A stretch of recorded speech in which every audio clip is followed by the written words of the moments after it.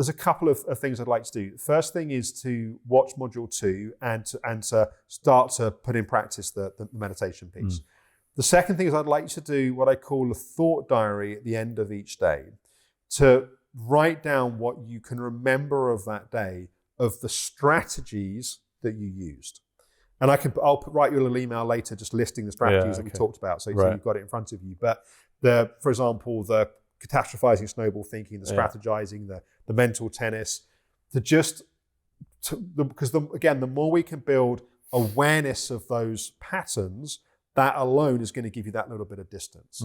We'll then most likely come into next time or the time after some more tools and strategies that you can use to sort of rewire and change those patterns of thinking. But right now it's A, about working to calm your system, and B, really building that awareness about these patterns. And that awareness tends to have a few stages. Initially, like in this conversation, you can recognize you do these patterns.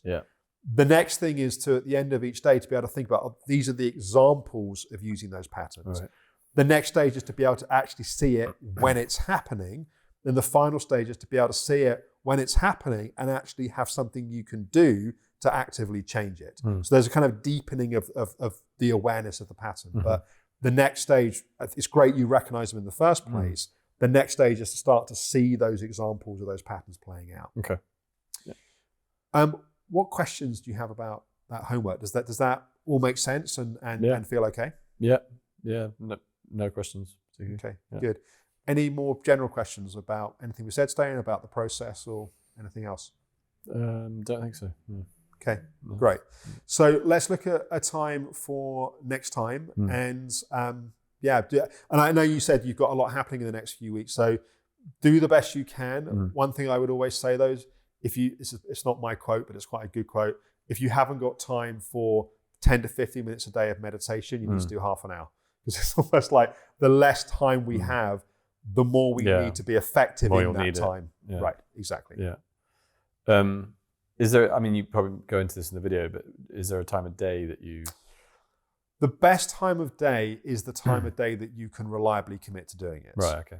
Generally speaking, at the beginning of the day is good because we tend to be a bit less adrenalized. It can help set things up for the day.